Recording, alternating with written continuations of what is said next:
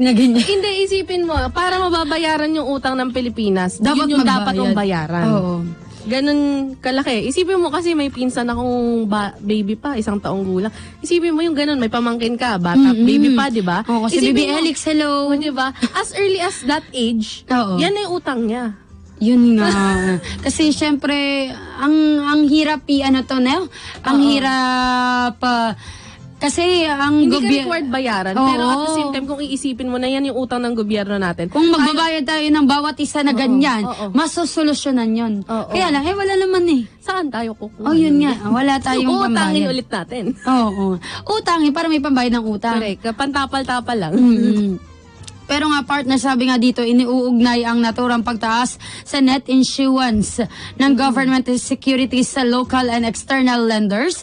Gayon din ang mababang piso kontra dolyar. Isa pa yan. Naku, malaking ano to partner. Medyo malaki. Magandang balita to Mabigat. para sa mga OFWs. Yung talagang mataas ang mababa ang piso kontra Oo, mababa dolyar. daw Pero eh. kasi para dito talaga sa mga kababayan natin na nandito sa bansa na talagang kumikita ng minimum wage. Yun nga partner, di ba? Na talagang budgeted at yung budget ay pag when you say budgeted ay talagang Kailangan ang tawag nito? mahigpit yung pag maka-budget. Diba? Ibig sabihin, very affected yun. Very affected tayo. Tayo talaga kasi tayo nandito sa bansa.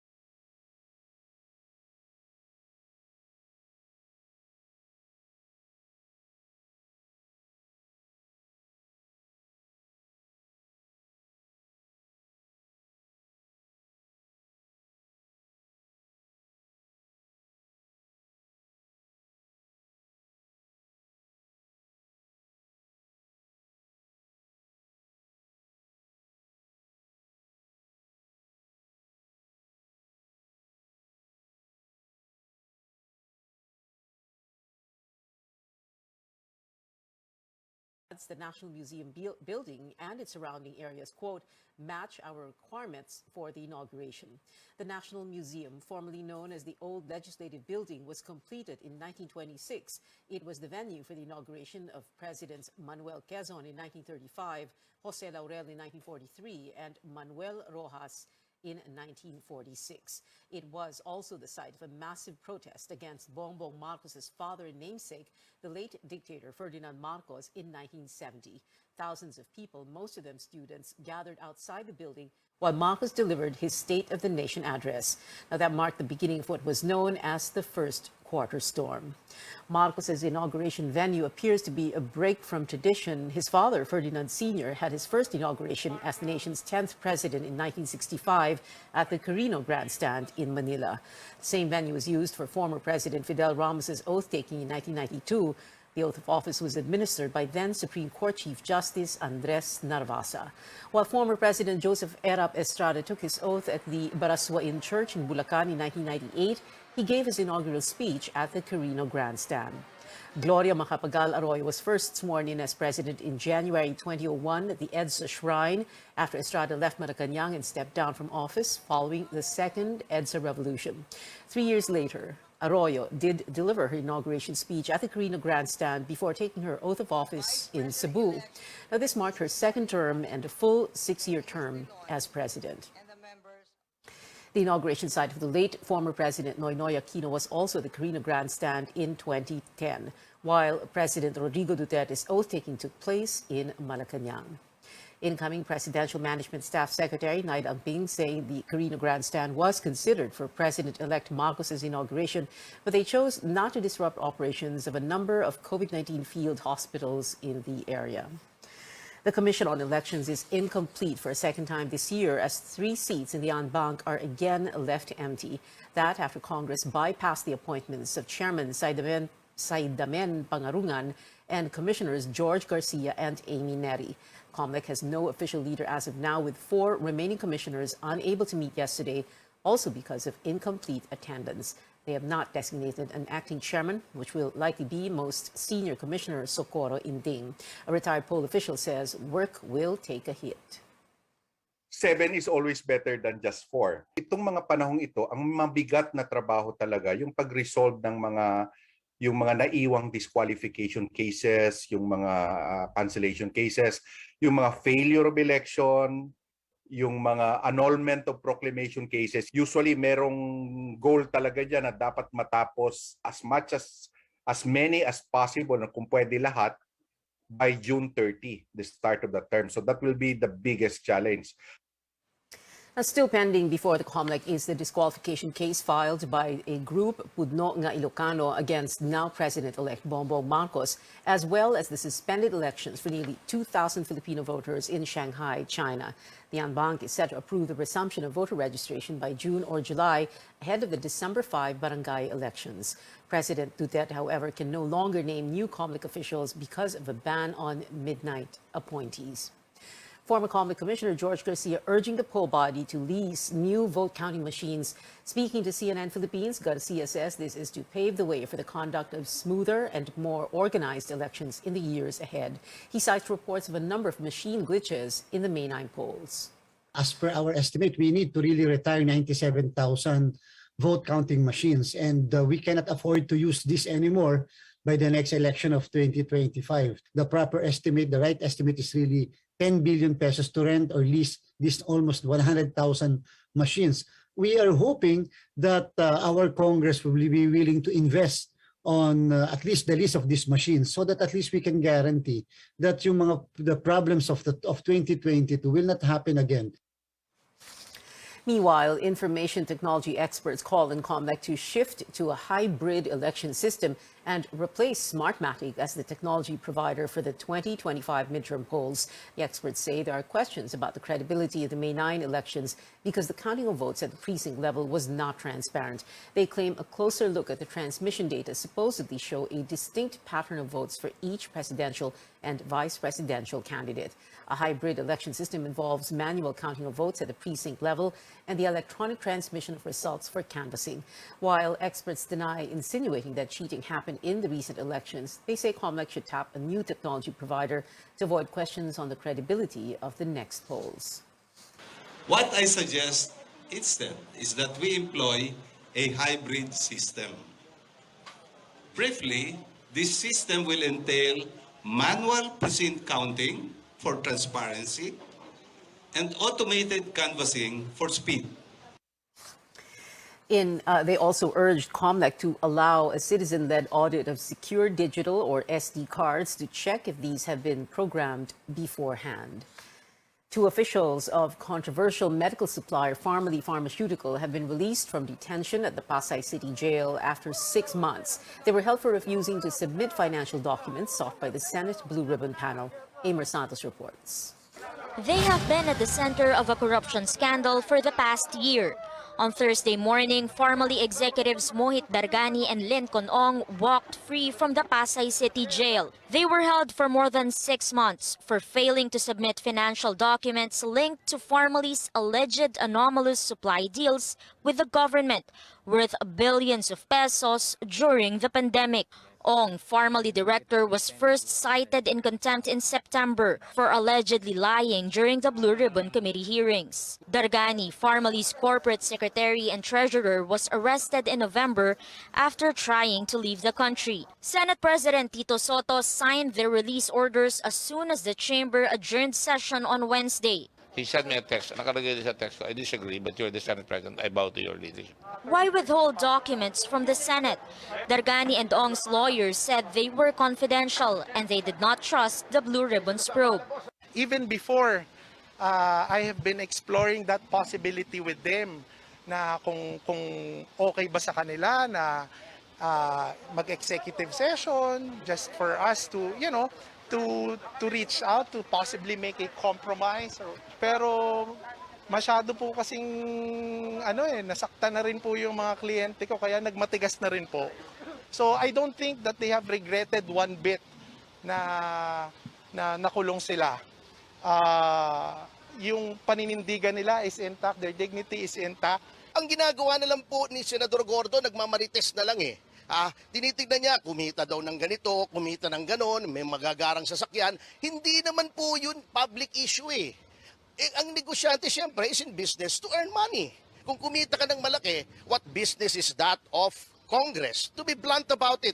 Attorney Don Capunan says his clients are willing to present the documents in court once cases are filed or in the next Congress as long as it follows due process. Attorney Ferdinand Topacio is calling on the Supreme Court to act on their petition and limit the Senate's powers. No official word from Dargani and Ong yet if they will seek further legal action against any senator. Clients feel vindicated, like I said, because Senator Gordon lost. And we felt from the very start that he was using this for political purposes. It cost me my election. Di ba? I knew I was going to be, and that was promised by the President to me. I will campaign against you. Bababuyin kita hanggang mamatay ka. The draft report on the Pharmaly controversy failed to pass committee level. Senators Mig Zubiri and Win Gatchalian said they agreed with the recommendation to charge Pharmaly and other personalities, but not President Rodrigo Duterte. Still, Blue Ribbon Chairman Richard Gordon says it's now public record. He's hoping authorities and even private individuals would use it to file cases against those involved. Amer Santos, CNN Philippines. The camp of Pharmaly executives Dargani and Ong accused Senator Riza Ontiveros of politicizing the probe. This after Ontiveros said she was, quote, very willing to reopen the investigation in the 19th Congress. Lawyer Ferdinand Topacio claimed Ontiveros was grandstanding as the lone opposition senator. He also threatened to sue her. Kung may anomalya po, Ms. Riza Ontiveros is free to go to court as we have gone to court to sue her for trying to secure a false testimony against my client. At nasa korte na yata siya, di ba meron pa siyang kaso ni Aguirre. So sa hukuman na po, bakit sa Senado, why is she using the Senate as a court? Mali pong misuse of legislative powers po yan ni Senator Ontiveros. Ontiveros was quick to respond, saying she has proof she did not coerce any witness. Coming up, yet another deadly shooting in the United States in just a week's time. At least 4 people were killed after a gunman opened fire in a medical building in Oklahoma. And a legal win for Johnny Depp after a dramatic defamation trial against his ex-wife, Amber Heard. You're watching Newsnight, where we go above and beyond the headlines.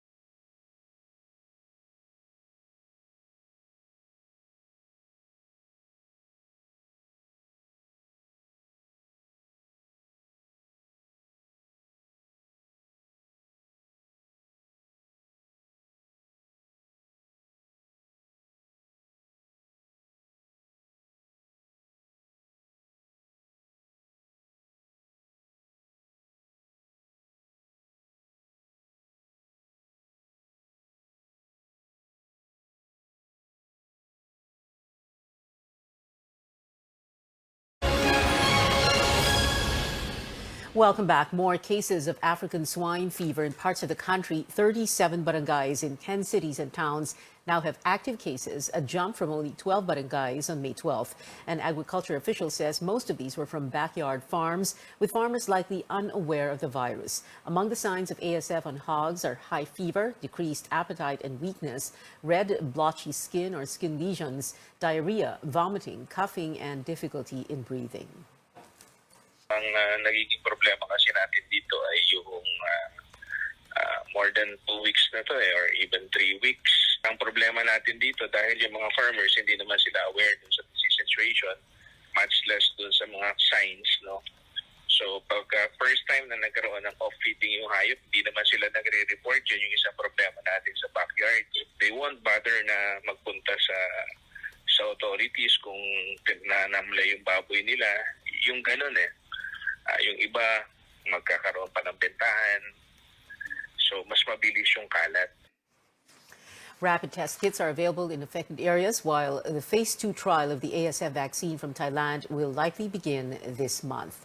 Now, the agriculture sector also taking a hit from the global economic crisis as prices of chemical fertilizers have more than doubled in the country. Stanley Gaheta reports farmers have a cheaper option in biofertilizers. As farmers grapple with rising costs of fertilizers, they can look to local technology to help tide them over to remain productive. Developed 4 decades ago at UP Los Baños in Laguna, the technology is just waiting to be tapped fully. Called biofertilizer, it uses nitrogen supplement for crops like rice and corn and even vegetables.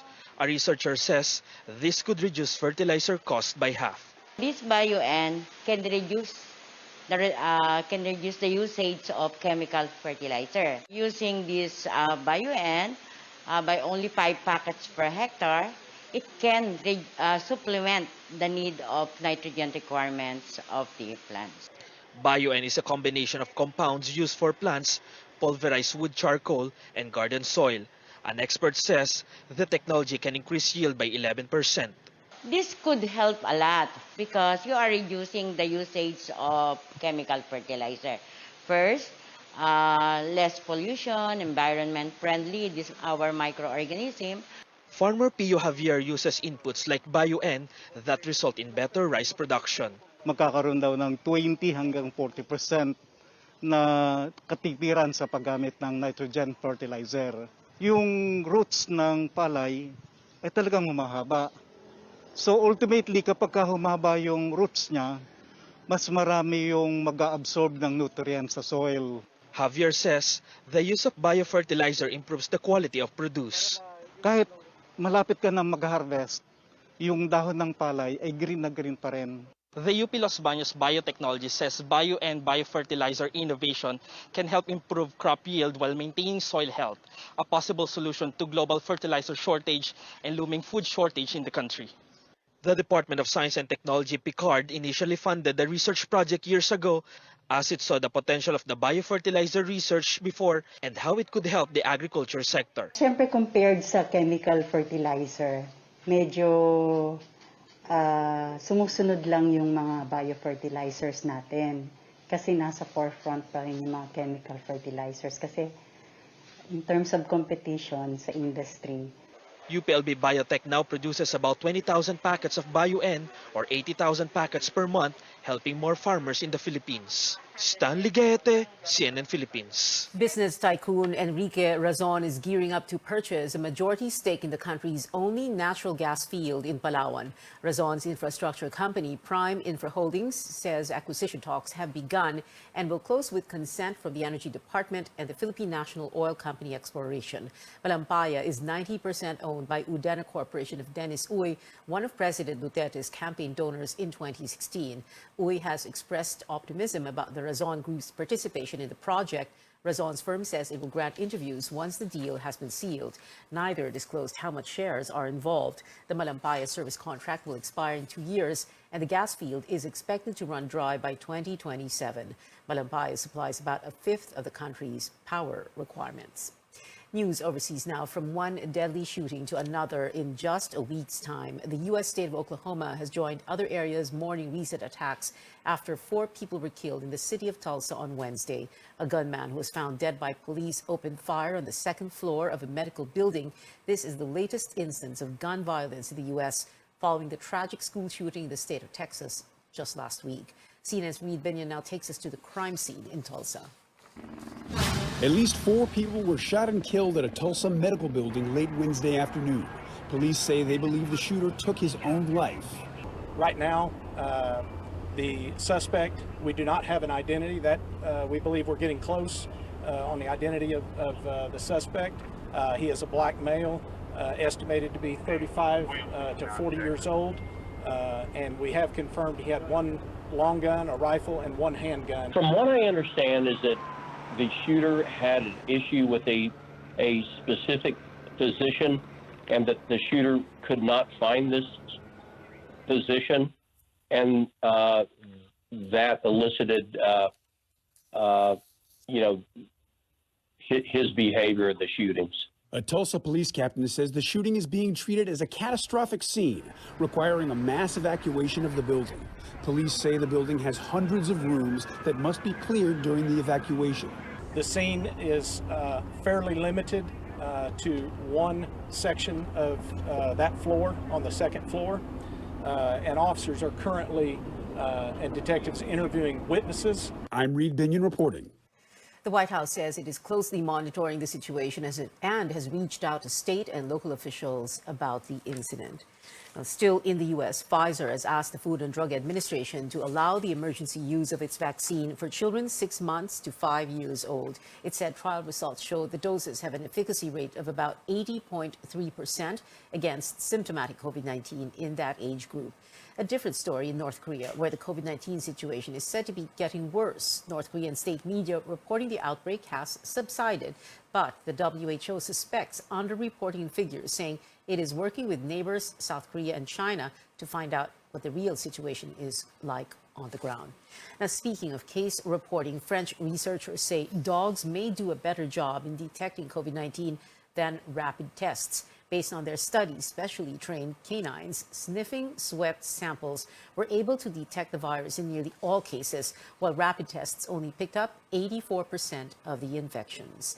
Meanwhile, the WHO is saying ecological pressure may be causing the spread of monkeypox across countries. It likens the situation to climate change, where people and animals are adapting and changing their behavior. The WHO explains this makes more opportunities for diseases to cross from animals to humans. More stories ahead on Newsnight from the Cannes Film Festival. The critically acclaimed Triangle of Sadness will be showing in local cinemas soon. Plus, the verdict is in the defamation trial between Johnny Depp and Amber Heard. Details when we come back.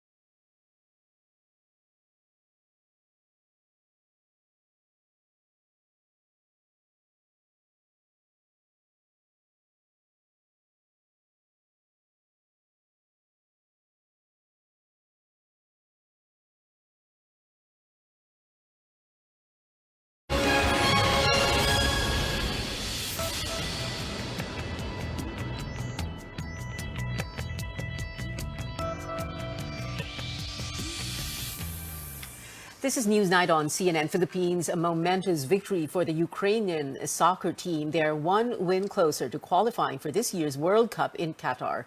Ukraine beat Scotland 3-1 in the playoff semifinal in Glasgow.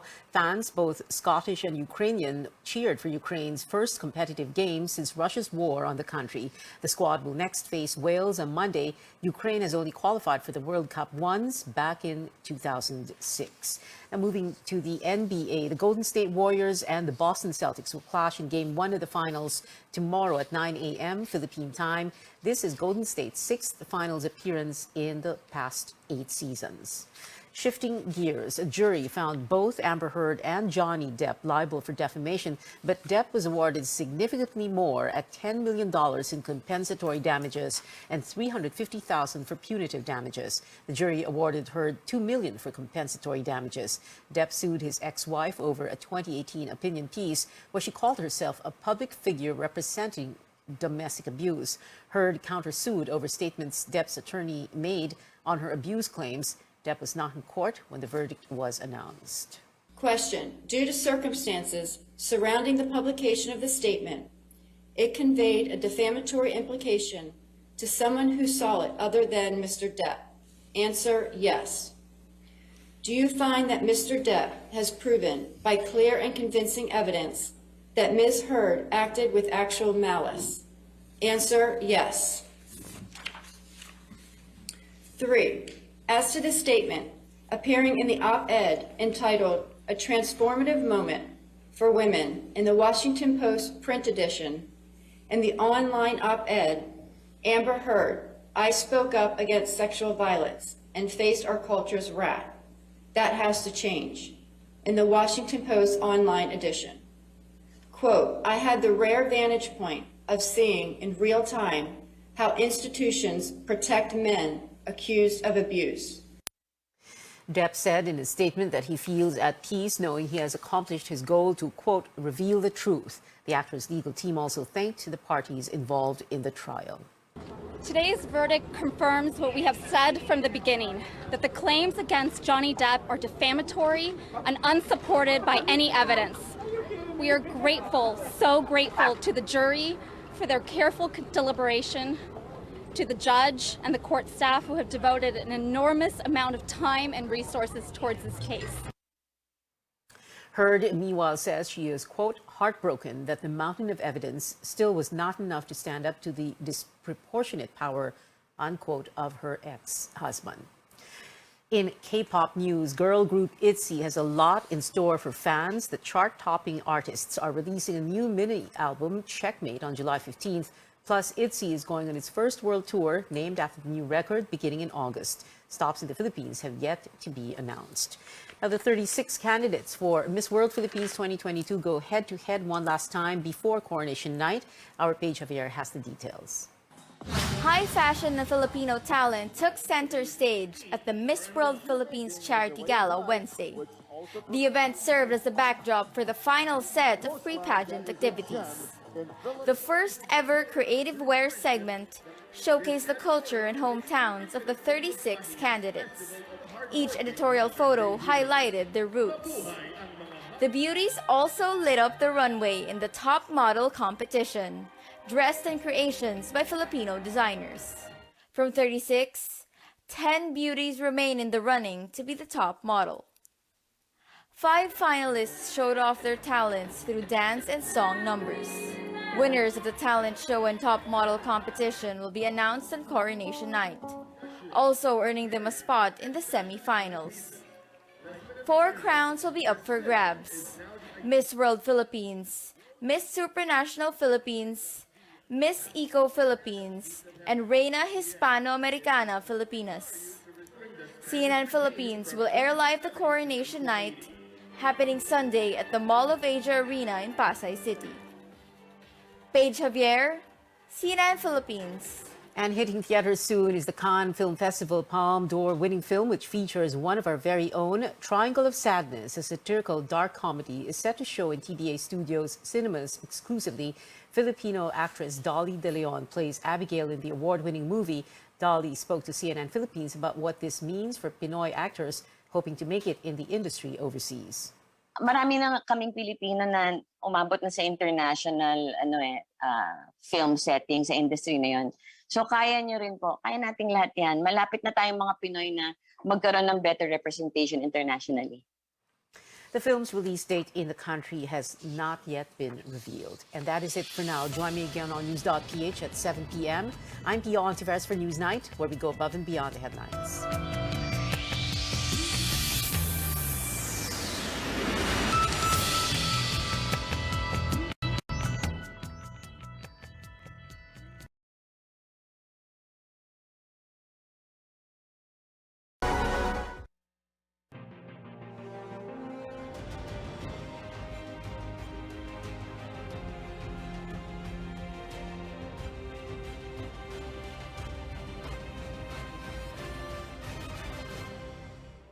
Welcome back to Politics as Usual. I'm Pia Ontiveros. Very quickly now, just a reminder, because people might have forgotten, General Carlos, syempre, the police, and then John Centino, the soldiers, you are allowed 50 meters away from polling centers, correct? Yes, that's correct. Okay.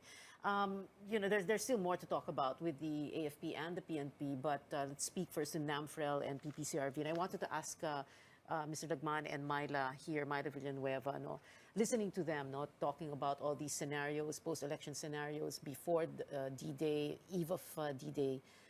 What are your thoughts, and how are you preparing your own organizations for what is expected to happen? Mr. Lagman.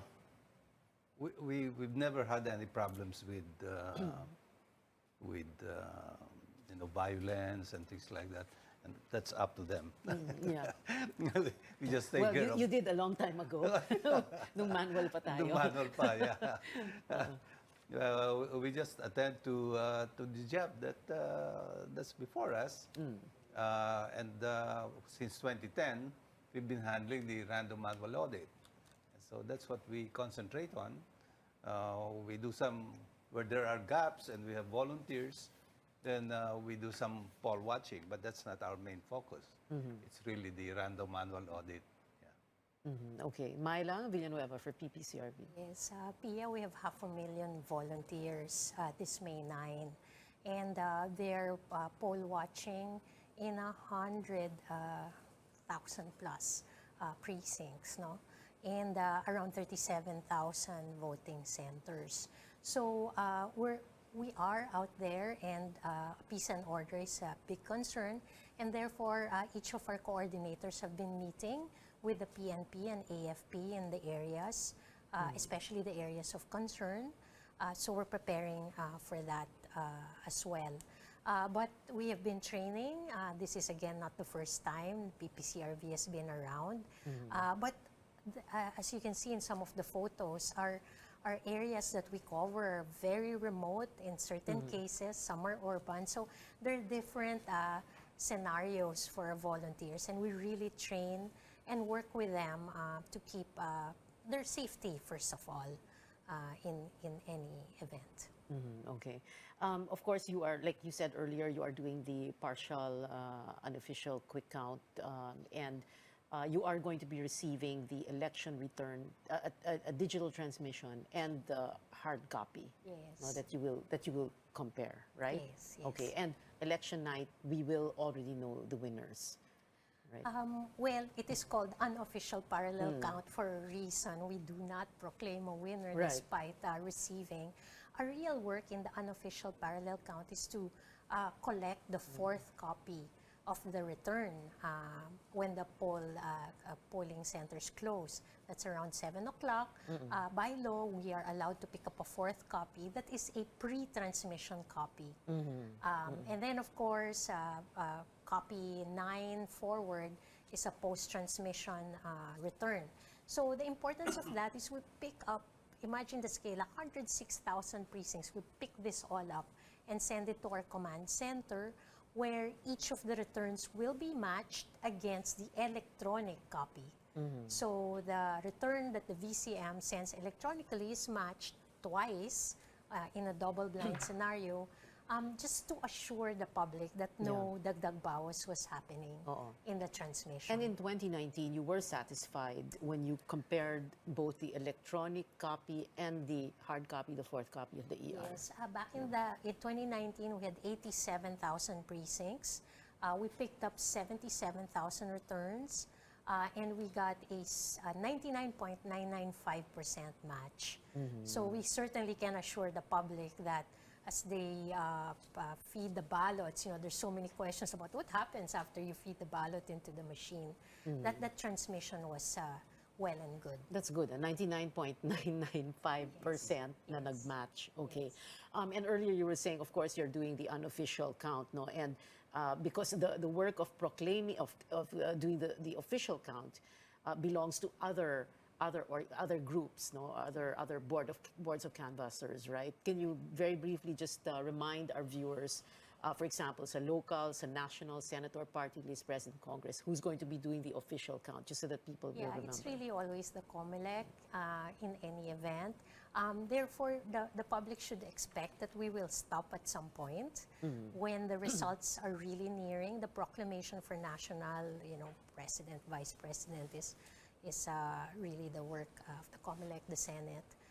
And our job is really to sort of tell the public that the returns are coming in, that the technology is doing its job, that the results from the precincts are coming in, and then of course, we are also waiting for the physical returns, that those are also coming in, and that they are matching. PPCRV does not proclaim candidates, even if people think, wow, we know the results already. Yeah, you are just merely informing us of the results of the unofficial partial quick count. But election night, we will have proclamations at local levels, right? Cities, provinces, right? Sorry, at very least, municipalities or cities, right, Yes, Mr. Lagman? the local results come out very much earlier than the national, obviously, because from the municipalities, from the precincts, they go to the municipal board of canvassers, and then the provincial board of canvassers, and finally the national board of canvassers. So, in the meantime, the local officials can be proclaimed even as they're still working on the national final tabulations. And of course, that was the beauty of that is the beauty of automated elections beginning 2010. And we need to talk about this so that we can remind people what it was like way back when we were doing manual, right, sir? Mr. Lagman, hindi ba? Nung NAMFREL, nung panahon ng NAMFREL, nung nagbabantay pa kayo ng balota at ballot box. Yeah, we would have, in 1986, for example, we had 500,000 volunteers working, and then just at the LaSalle Green Hills, we had 2,000 on 3 shifts, 2,000 volunteers working 3 shifts. And that's 3 floors.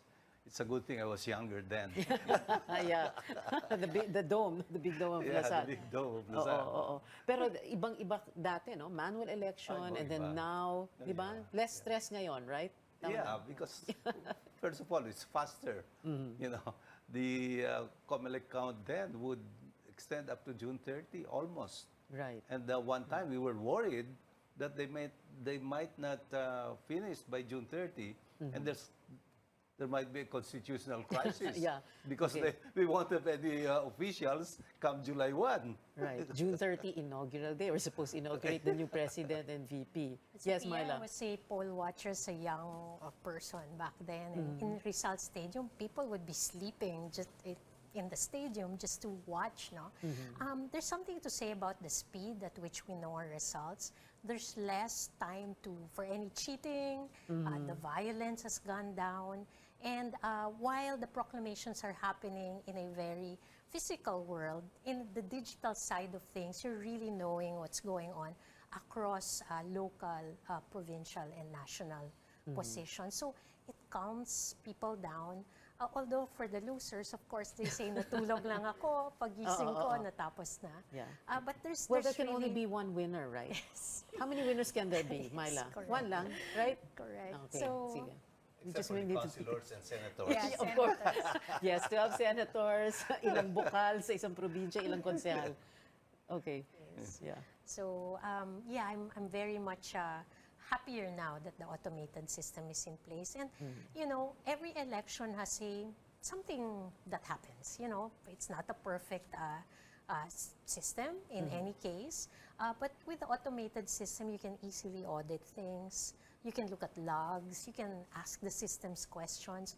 So there's a format or a philosophy we have at PPCRV that you trust but you verify, and both those two, I think, we can do for the public. And there is a paper, there is a digital trail as well. And I like we said, trust and verify. But people can have faith in our elections, right?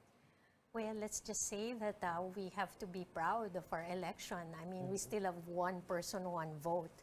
And this is probably the most automated system in the world, where 65.7 million registered voters, if they all come out, can cast their vote, and we can know the results pretty quickly. That's quite something to behold. Oh, voters coming out very quickly before the break. We have a minute to go before the break. Voter turnout has been quite okay, you know, in the last few elections. Yeah. And this time around, do you have like you know, a guesstimate for what voter turnout might be like this time around? Maybe around 80 Uy, or a little more, na yun, because of the interest in these coming elections. Interest. Yeah, 80%. Trying to choose my words. Oh, it's okay. Don't choose your words. Not on this show. It's okay. Okay. And Myla, ganyan din sa inyo, 80%. Yeah. It's polarized. People want to be heard. They want to be right. Yeah. And I'm sure they're going to come out and have their voices heard. And that is democracy, right? Yes, Oo. absolutely. Okay, I remember because I used to cover NAMFREL also way back when, and we would always talk about the fill-up rate for senators, yung dapat 12 senators, and it's very rarely do people fill up all 12, right, sir? The average fill-up rate would usually be between 7 and 8. Yeah. Okay. Ano yun? For the senators. Nung manual, 7 to 8. Tapos nung nag-digital, pareho Still, lang. yeah. Still. Oo. Okay. Why? That's all they can remember, or that's all they wanted to vote for? Well, I guess they only vote for those that, ito, kilala ko to, ito, narinig ko na to, you know. And they find it difficult to fill up 12 names. Yeah. Pero ngayon, shading of ballot. Kaya na. mas madali. Mas Because madali. you just shade the circles or ovals. Yeah, if they can remember, right? Yeah. Well, I always say that, you know, bring a código. So it takes you only about 2 to 3 minutes and you're done. Yeah. Okay. Código, not on your phone. Pwede No, yung phone. not on your phone. Written. Yeah, written. A printout, a handwritten or a printout código of the names of the senators you want to vote for, party list, etc. The Candidates. complete list of Kompleto. officials. Yeah, don't Madam. vote over 12. That will Yeah, of course. invalidate. Oo. So Yeah. people have to know Sundan ko sometimes. lang yun. Bring your own código. Do not accept código. Yeah. Ikaw Yung sample nagsulat, ballot nila. Yung Bring your sarili own. mong sulat, pili mo, wag yung isinusubo sa'yo. Okay. Official, sample ballot. Yeah. Kaya lang, bumoto na ako eh. Local absentee voting. Di ba? AFP, pwede. PNP, media. Pwede We kayo. voted last week na. Pwede kayo. We exercised our right to vote. All right. We will be right back after this very quick break. Politics as usual. Stay with us.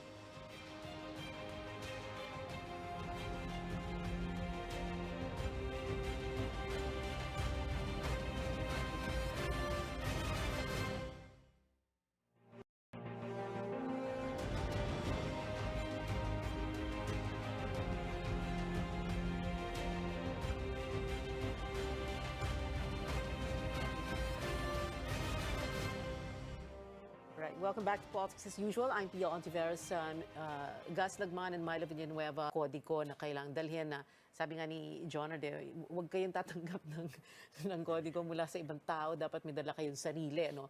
Pero I wanted to ask you this also. Ano yung mga most common mistakes ng mga botante and how can they avoid them? Well, Pia, there's so much disinformation going around in the internet. So this is a very important question. Napakasimple lang po bumoto. Isang presidente is shade. Shade 100%. Vice President shade. Kasi sinasabi po ng disinformation ngayon, i-X, i-cross out. Kung ayaw mo, don't. Please simplify, just vote and shade the oval. We're also still in the middle of the pandemic. So the COMELEC has come out with a precinct finder, very easy to use. Hanapin nyo na po ang inyong presinto kasi dyan nagkakagulo on election day. So that's another way. And yes, please know your votes already. So I agree very much that you would save a lot of time and also probably get to vote more senators because yes, I hear that people have problems remembering 12 names. Okay, basta not more than 12. Yes. Okay. Mr. Lagman, any other reminders for voters? Well, be careful lang kasi sometimes one of the mistakes that a voter does is while thinking, natutudlok yung pen. On a kwan, no? So be very careful. Just make sure that you're shading the right oval or circle. Okay. So if you're still parang lift your pen, Lift parang your hindi pen, naka, oo. in other, parang ganito, parang hindi nakaganon. Okay. Oo. Yeah. Although sa local absentee voting kasi manual but Ganun Yeah. ba? I see. Okay. Okay. So, just be yeah. very, very careful. Or Yeah. else it could mean na ma-invalidate ang balota. And better for them to go to the polls early. No? Ako, I usually vote 7 o'clock. I'm done. Yeah. Okay. All right. Okay. Kanina with General Centino and General Carlos, napag-usapan na, nabanggit na itong mga areas of concern, yung mga tinatawag na hotspots. So, can we talk about that plus the private armed groups? Because I'm sure that magkasama na yun. Ano? So, when it comes to areas of concern, areas of grave concern, may different color symbols yan. At the same time, syempre, pag sinasabing private armed groups, we've been talking about private army since the late 80s, 90s. Hanggang ngayon pa ba merong mga ganoon? And what kind of a threat do they pose for our elections? Let's begin with General Centino. Yeah. Together with the COMELEC, the PNP and the AAP submits our information regarding situation in certain areas. And with this information, we're able to come up with the classification of areas, areas of grave concern. And we have a color code for these areas, green, yellow, orange, and red. This is, as I was saying earlier, needed because we can practically cover all areas. Importante doon na identify lang natin saan talaga ang malamang magkaroon ng problema during election day. So, and that's where you concentrate most of your forces. We deploy our forces. Okay. And we have around more than 770 towns, municipalities considered areas of grave concern, and we have 74 cities. And this is where we concentrate our deployment of forces. Okay. And for the PNP, ganun din? Yes, we made this recommendation to the COMELEC, and the final yung category nila will come from the COMELEC. The latest is we have 10 towns in Lanao and in Maguindanao that are now under the COMELEC control. So the red colored areas, doon kami nagko-concentrate. These are areas where presence of the local terror group, the New People's Army that converts themselves to be of service, where they for candidates or they require PTC, permit to campaign. So these areas yung nabanggit na kanina. Meron pang ganun, may permit to campaign. You have monitored candidates selling or less? Year of this election compared in the previous elections. So, yun ang binabantayan natin. And then we also look at the historical record of how many, if there are election-related incidents in the past 2 elections. So we can categorize them as red kung meron. Karamihan naman po nito ay it's over 100 lang naman na nasa red category. The rest are, we're monitoring them and making sure that no ERIs or ERVIs will happen, election-related incidents. Okay. So far, total natin 53. 10 are the only confirmed election-related incidents. And they are under investigation at this time already. So, compared to the previous elections, mas okay tayo ngayon, mas lower. Dahil sa pandemya. Hindi Or naman. what? Kasi pagdating ng January, nasa labas na rin ng tao eh. So, it's more, I believe it's more of yung tao mismo, relying so much now on the social media for information. Wait. So parang yan ang nagiging exhaust valve, no?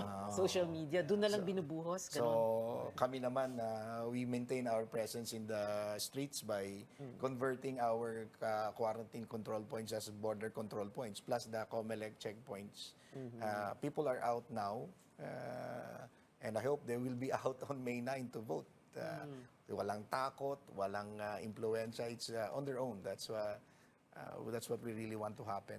And we make sure that the armed forces and the PNP were ready there to secure them when they vote. And if I may add, in the past, yung New People's Army, ito talaga very active in demanding for permit to campaign fees, and pag hindi nagbigay, ito yung magkakaroon ng mga atrocities na nangyari. But as we are succeeding in our campaign against the insurgents, bumaba na itong capability nila to threaten. So that's why we see na itong reduction of election-related incidents over the past elections. Ngayon, mababa talaga. That's one factor that we see. Okay. Nabanggit na rin ni General Carlos itong mga checkpoints, no? And doon yung nakukuha karamihan ng mga loose firearms, for example. Mga gun ban violations doon nahuhuli. Nahuhuli natin sila because of the checkpoints. It's over 2,850 ang total natin as of today from day one. Pero marami po sa atin pong nare-recover na firearms are being turned in. Turned in by the candidates, turned in Voluntarily by na. voluntarily. Okay. Like for example, yung pong atin pong nagsusurrender ng mga NPA rebels, they're turning in their firearms, and we're counting this as to reduce the number of loose firearms in the street or in the hands of unauthorized personnel. So marami po yung ganyan. Tapos yung ina-account namin through bilang boga, through our efforts to go and ask the owner of registered firearms to renew their firearms registration. So it's the different efforts to remove or take away these firearms during the election period para hindi magamit. But what kind of firearms? Long arms? Or? Mostly yan sidearm, short firearms. Okay. All right. We'll have to take a quick break going into the final stretch of the show. More on our discussion when we come back. Stay tuned.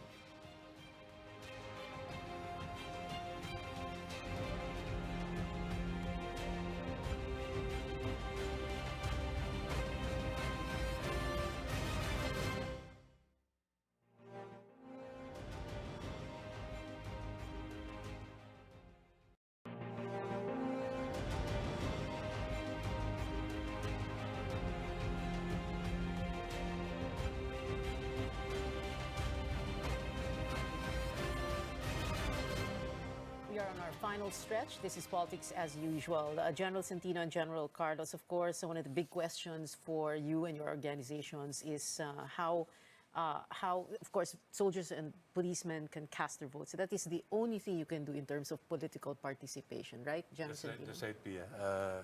We can vote on election day, and some have actually voted. They avail of the absentee voting option. And we have always been emphatic about this among our soldiers, that as an organization, we have to be non-partisan. We won't be siding with any group. We don't support any candidate, any political group. Our duty is to ensure the security of the process, the physical aspect of security of the elections. That's really our primary duty. And I've been saying this to our soldiers that sometimes our personal preference is immaterial. Right. We just keep it to ourselves, and maybe on election day we cast our vote, That's about it. And what's more important is the will of the people is heard, and it's who the people would vote for and they win the elections. Okay, and that is a reminder to all the soldiers, the men and women of the armed forces, and to the candidates and their campaigns also. We should be reminding them also, no, about the soldiers. General Carlos, sa PNP, ganyan din. Yes, mas mahirap sa amin because we're really dealing with The candidates or the local chief executives pag hindi election period. But again, we rally the entire Philippine National Police. We rally to that we are a professional Philippine National Police that will only work for a peaceful election, nothing else. Kaya yung preparations namin was early. We remove our policemen that have relatives running for posts in the areas where they can influence. That's part of our rotation policy. We remove our provincial directors, chief of police in the area that they've been there for a year or more than a year, just to make sure that they are not the one that would lead us in the field are not familiar with the local chief executives or candidates. We did that early January 9, and we keep on reminding our personnel that to be apolitical, just be neutral, non-partisan. So sabi ko nga, itong last 2-3 weeks, I'm monitoring them. So, I'm watching talagang making sure that you follow. So, kung hindi nag-declare, so I have to remove these personnel that did not declare that they have relatives running in these areas. But generally, the entire Philippine National Police, majority, talaga pong very professional sila at this time, kami at this time, making sure that wala muna kaming hi-hello sa mga local chief executives or the candidates that are running. And ang aming pong plano, bumoto lahat ng pulis na rehistrado. They will go to where they are registered voters. And thank you very much to the COMELEC for allowing us to vote early in the morning, in uniform, and the moment after we have casted our votes, magpe-perform na po kami ng duty to make sure the rest of the Filipino people can go out and vote. Okay. Yun po yung amin pong gagawin. Okay. And so that is a reminder to the men and women of the Philippine National Police, and I'm repeating, I know I sound like a broken record, to the Philippine National Police and the candidates and their campaigns, right? Yan po ang billing ng Commander-in-Chief, the President himself. So we follow. At alam nyo yun that is in the Constitution, right? Loyalty to the Constitution. You will remain non-partisan until the last ballot is counted, correct? 16, General the Santino and Constitution. General Carlos. Final words, very quickly now. Gus Lagman of of NAMFREL first. I would suggest to all voters to vote early and to bring a código so that they can also fill up their ballots quickly. And maybe go back to the precinct during the counting, just to watch, and that's it. Let's respect the will of the people. Respect the will of the people. Myla Villanueva, PPCRV. Well, don't take the privilege for granted. Please go out and vote. Discern your votes well. It will affect the next 6 years of your life. So especially to our young voters, discern, think, pray, and go out and cast your vote. PPCRV and all our volunteers, 500,000 of them will be with you at the precincts to support and hold a clean, honest, accurate, meaningful, and peaceful election. General Carlos, PNP Chief. Yes, your Philippine National Police will be there before, during, and after May 9. We'll make sure that your votes are protected and the entire environment for that day is peaceful for everyone. Thank you, sir. And General Santino, Armed Forces. The Armed Forces of the Philippines is ready for the elections. We have sufficient forces and we have prepared enough. May 9 is the day that we exercise our right, and I would call on all Filipinos to vote responsibly, vote wisely. This will be our future, and it's important that we exercise this right. To my fellow soldiers, let's do our job. Let's be neutral. non-partisan, and we make sure that we have secured, safe elections. Thank you. Thank you so much to our guests tonight. Mr. Gus Lagman of NAMFREL, sir, thank you. Myla Villanueva, PPCRV, ma'am, thank you very much. General John Art Carlos, sir, thank you very much for being here, Chief PNP. And AFP Chief of Staff, General Andy Centino. Sir, maraming salamat po. Thank you for being here. And like they've said, respect the will of the people, discern and pray. PPCRV volunteers will be with you. The voters at the precincts, the PNP, according to General Carlos, will be there before, during, and after May 9. And General Andy Centino saying, telling fellow soldiers to be neutral and non-partisan. May 9 is the day we exercise our right to vote, and everyone should be voting wisely. We've been told before, don't talk politics at the dinner table or the family reunion or in Viber groups and risk digital warfare. But we can talk about it here at this table on the show. Your weekly political appointment fix, politics as usual. I'm Pio Ontiveros. See you back here next Tuesday, 8 p.m.